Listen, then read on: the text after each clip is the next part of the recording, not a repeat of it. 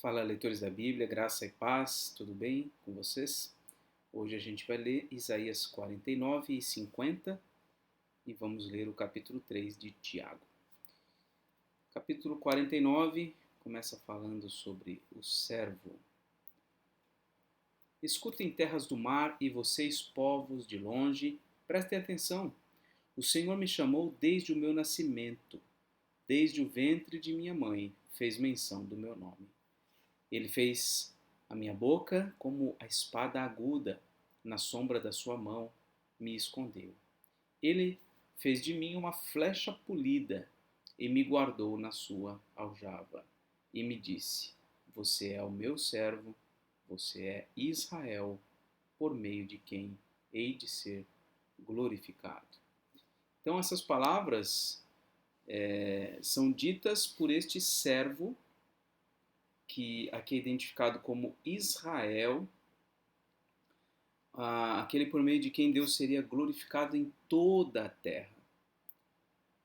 Então, olhando para esse texto teologicamente e à luz da Bíblia como um todo, claramente a gente percebe que Israel, o povo de Israel, foi vocacionado para exatamente isso, para ser bênção em todas as nações, né? Desde o seu nascimento ele foi escolhido para ter uma função nas mãos de Deus, porém, como povo, ele falhou. Então, de quem será que está falando esse texto? Quem é o Israel desse texto? Se for o Israel étnico, a gente sabe que isso não aconteceu. Se frustrou porque Israel não cumpriu a sua responsabilidade, o seu dever. Não é? Então, de que Israel ele está falando? Quem é esse servo?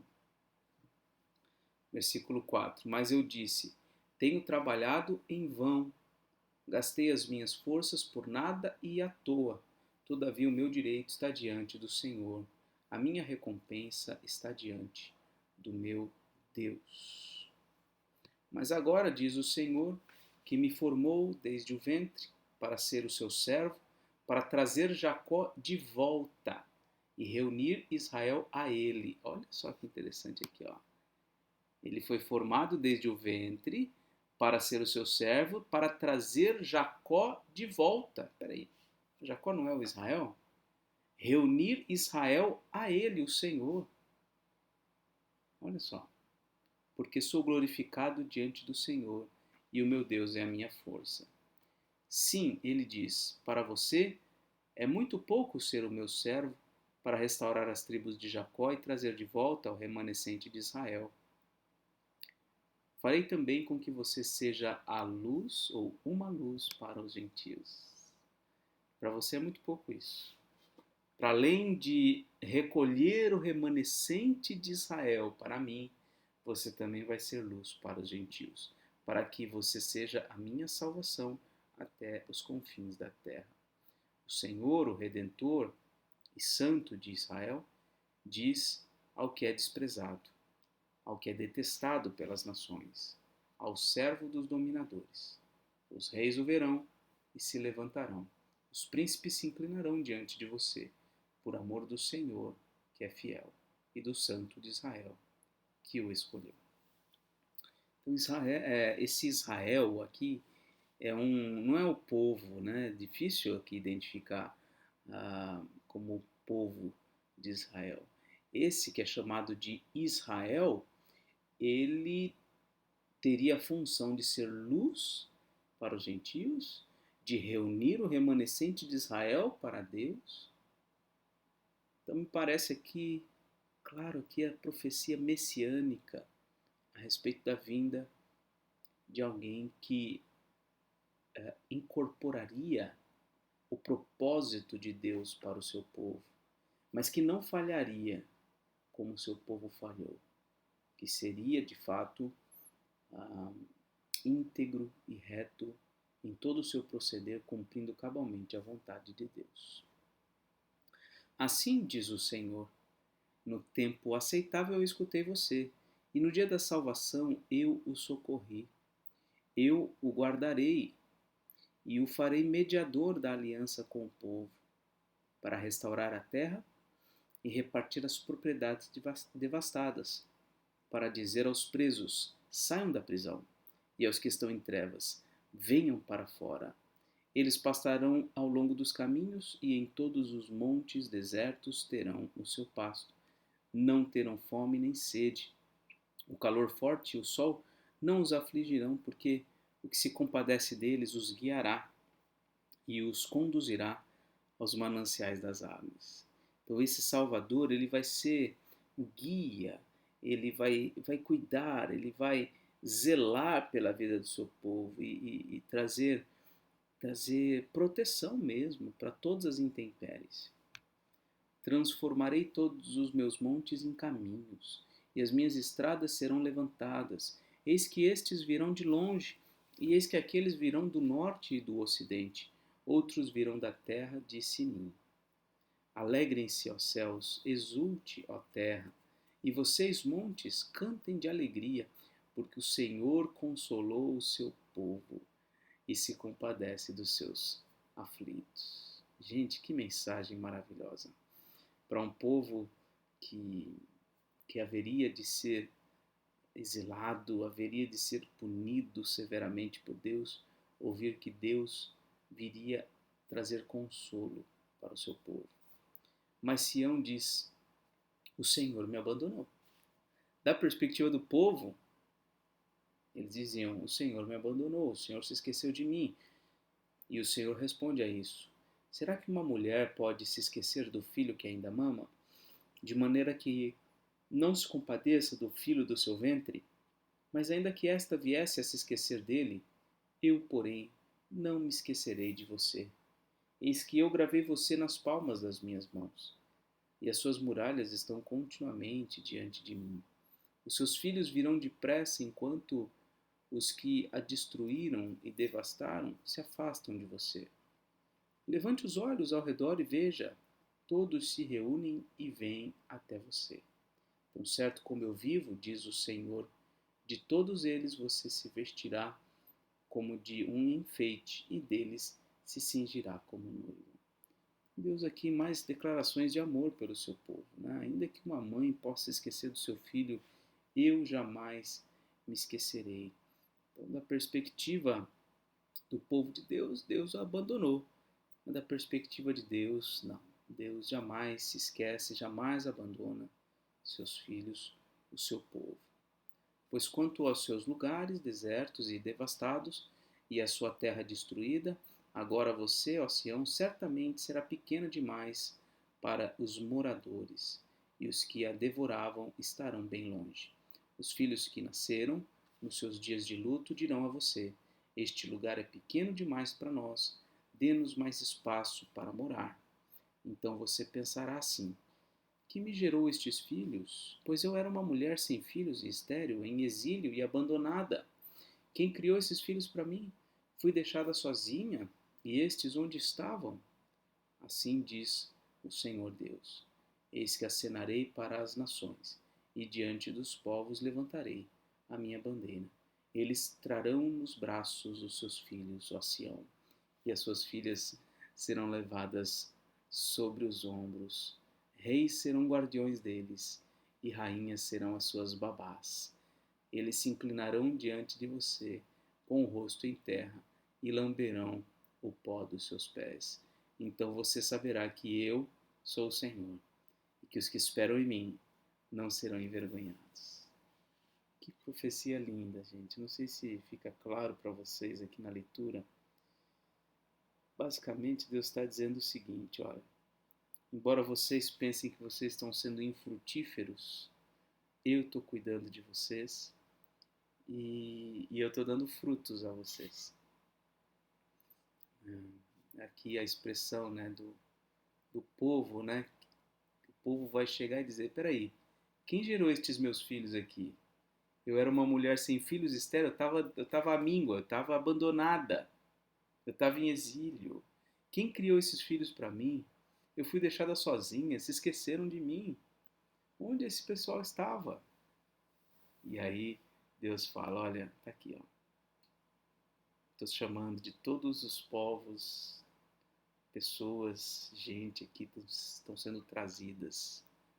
São seus filhos. São seus filhos.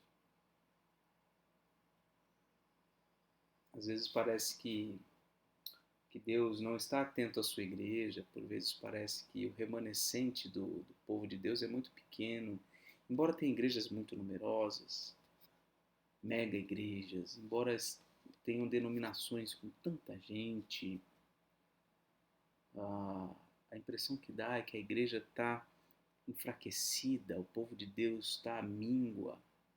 Por vezes pode parecer para a gente isso, mas o reino de Deus, ele não cresce de forma visível, é como fermento que vai penetrando silenciosamente, sem grande alvoroço, no coração das pessoas, espalhando ao redor do mundo.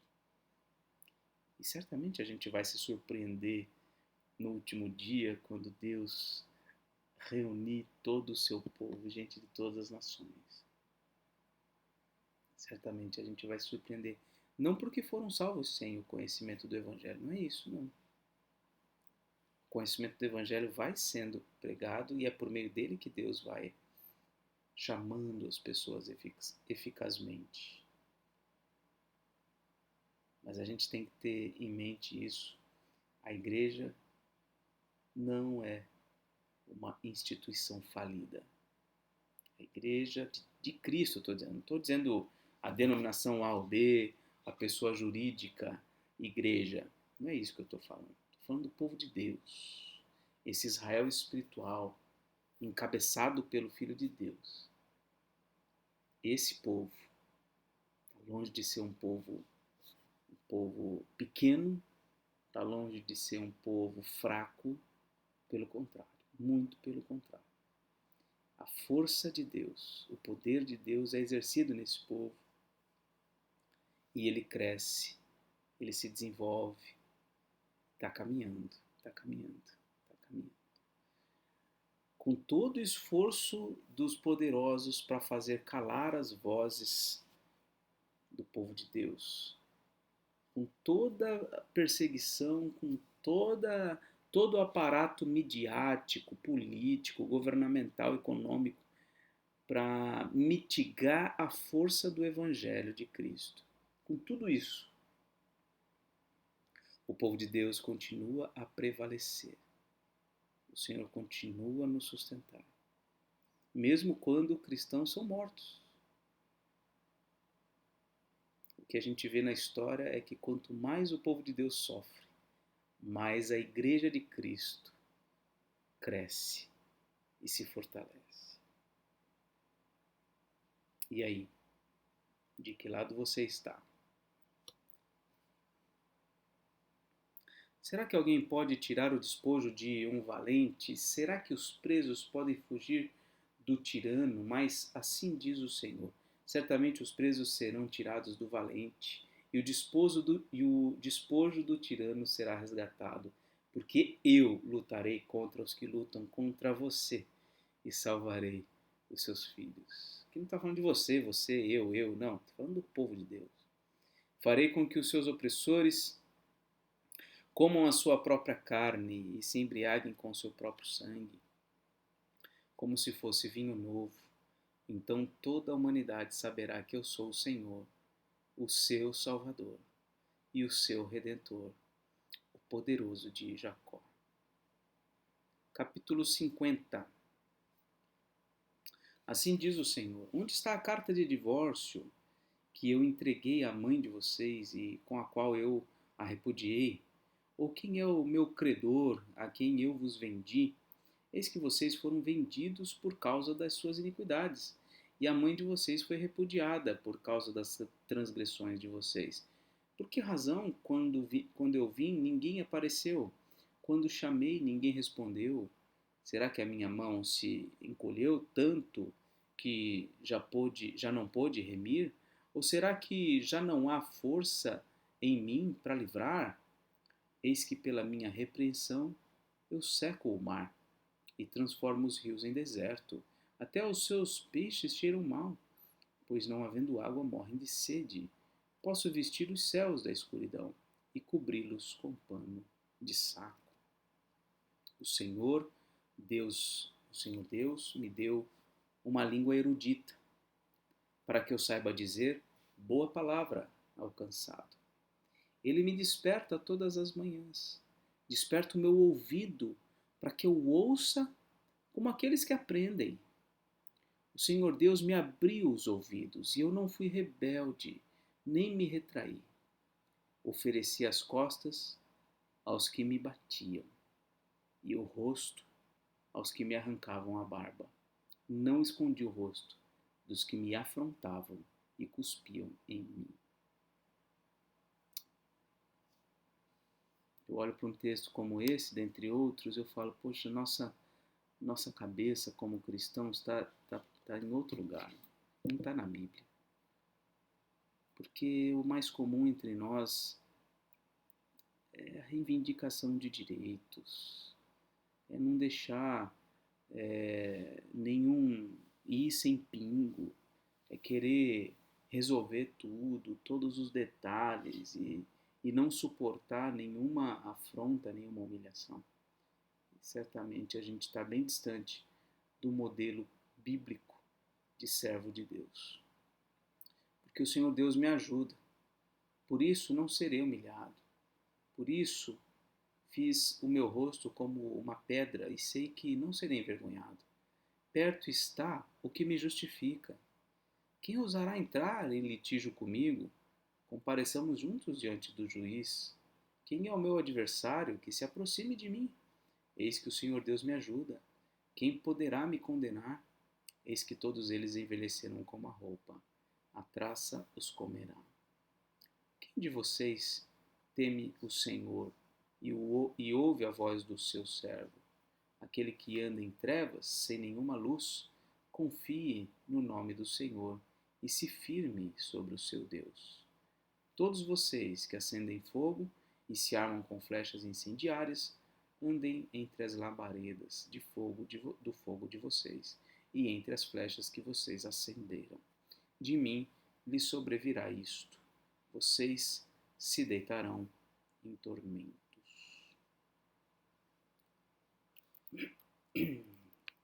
Agora vamos a Tiago, capítulo 3.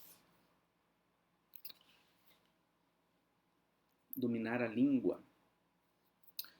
Meus irmãos, não sejam muitos de vocês mestres, sabendo que seremos julgados com maior rigor. Porque todos tropeçamos em muitas coisas.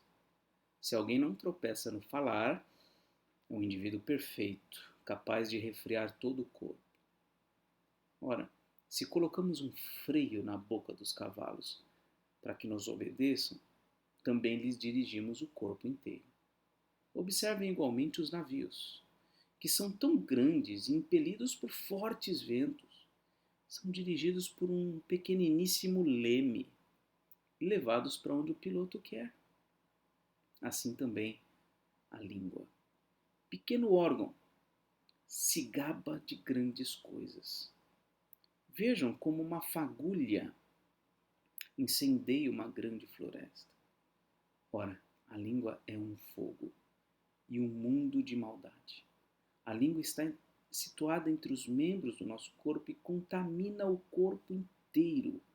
E não só põe em chamas toda a carreira da existência humana, como também ela mesma é posta em chamas pelo inferno. Pois toda espécie de animais, de aves, de répteis e de seres marinhos se doma e tem sido domada pelo gênero humano. Mas a língua ninguém é capaz de dominar. É mal incontido, cheio de veneno mortal. Com ela bendizemos o Senhor e Pai. E também com ela amaldiçoamos as pessoas criadas à semelhança de Deus. De uma só boca procede bênção e maldição. Meus irmãos, isso não deveria ser assim. Por acaso pode a fonte jorrar do mesmo lugar água doce e água amarga? Meus irmãos, Será que a figueira pode produzir azeitonas ou a videira figos? Assim também, uma fonte de água salgada não pode dar água doce. Esse é um trecho muito interessante sobre a língua. Versículo 13. Quem entre vocês é sábio e inteligente? Mostre as suas obras em mansidão e sabedoria, mediante a sua boa conduta. Se, pelo contrário, vocês têm em seu coração inveja amargurada e sentimento de rivalidade, não se gloriem disso, nem mintam contra a verdade. Esta não é a sabedoria que desce lá do alto. Pelo contrário, é terrena, animal e demoníaca. Pois onde há inveja e rivalidade, aí há confusão e toda espécie de coisas ruins.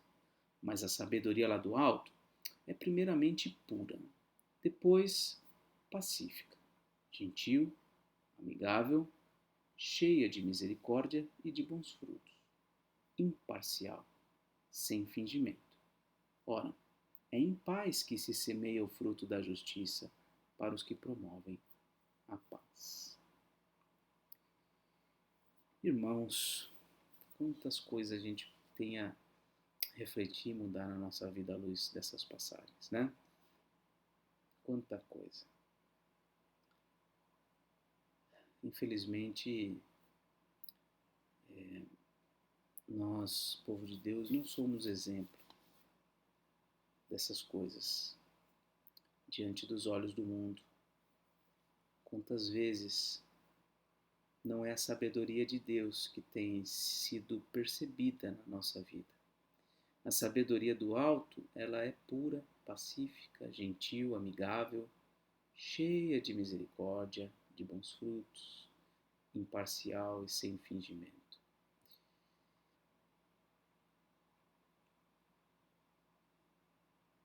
Que a gente tenha o Espírito de Deus agindo no nosso coração e nos convencendo dos nossos pecados, das vezes que falhamos nessas coisas, quando nos falta sabedoria, quando nos falta inteligência, quando nos falta essa mansidão decorrente da sabedoria. Que Deus nos corrija quando há qualquer sentimento de rivalidade no nosso meio. Que Deus tenha misericórdia de nós. Vamos orar? Senhor nosso Deus, essa carta de Tiago é bastante confrontadora em muitos aspectos e hoje e agora somos confrontados, ó Deus, com relação ao uso que fazemos da nossa língua e a expressão da sabedoria do alto que devemos ter. Se manifesta um espírito de mansidão, de gentileza, de amor. Quando somos sábios, somos mansos, somos cheios de misericórdia com os erros dos outros. Quando temos a sabedoria lá do alto, não queremos nos embrenhar em brigas, em qualquer contenda, qualquer litígio. Senhor, ó Deus, nos auxilie, Pai, para sermos mais parecidos com Jesus. Também te agradecemos pela leitura de Isaías. Te agradecemos, ó Deus, porque vemos teu amor, Pai, revelado ao teu povo. Tua providência, o teu cuidado com os teus filhos, ao mesmo tempo a tua severidade para com aqueles que se rebelam contra ti. Senhor, ó Deus, continue a nos abençoar na leitura que temos feito da tua palavra. Em nome de Jesus oramos, amém. Muito bem, meus irmãos, um forte abraço e até mais, se Deus quiser.